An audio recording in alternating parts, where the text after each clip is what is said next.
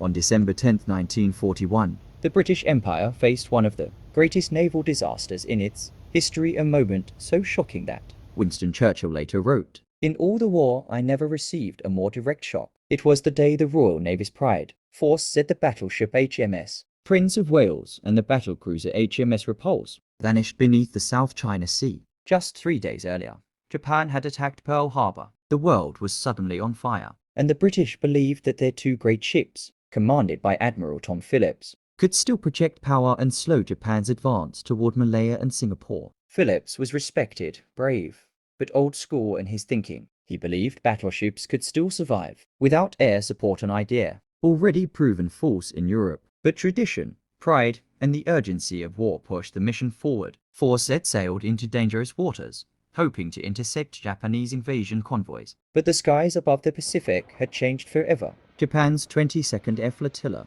flying out of Indochina, spotted the British ships. What followed was the first time in history that modern capital ships were sunk purely by aircraft, while sailing at full speed and fully armed. As the first Japanese bombers appeared, sailors on the Repulse shouted warnings across the deck. They fired anti-aircraft guns into the sky, but the swarm kept coming. Lieutenant Commander Lieutenant, captain of Repulse, maneuvered his ship with incredible skill, dodging the first torpedo waves. For a moment, it seemed the British might escape, but then came the second wave, and the third, and the fourth. Torpedoes struck the Repulse in rapid succession. The great ship, veteran of the First World War, symbol of Imperial Navy power, rolled, shuddered, and finally capsized. Survivors described the sound of steel twisting as the sea swallowed her whole. Minutes later, Prince of Wales, flagship of Admiral Phillips, took multiple torpedo hits on the port side. The ship's advanced design, once considered unsinkable, was crippled by underwater explosions that destroyed her power systems. She lost steering,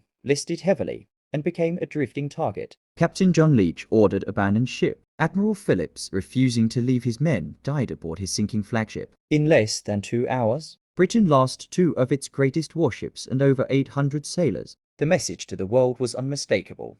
Air power now ruled the seas. The positive side of this tragedy is difficult to find, but it exists in the courage of the sailors who stayed at their posts, in the bravery of the accompanying destroyers like HMS Electra and HMS Express, which rescued over 2,300 survivors. Under the threat of returning aircraft, their heroism saved thousands of lives. The negative side was enormous. The fall of force had shattered British naval prestige in Asia. It opened the path for Japan's rapid conquest of Malaya, Hong Kong, and Singapore. It exposed fatal weaknesses in Allied strategy, command, and readiness. But why does this moment matter to our lives today? Because it teaches a timeless truth. Pride can sink great powers faster than enemy weapons. The refusal to adapt, the belief that old methods still work, the assumption that strength alone guarantees victory. These mistakes repeat themselves in every generation. Forsaid is more than a naval defeat. It is a warning, a lesson written in steel and seawater,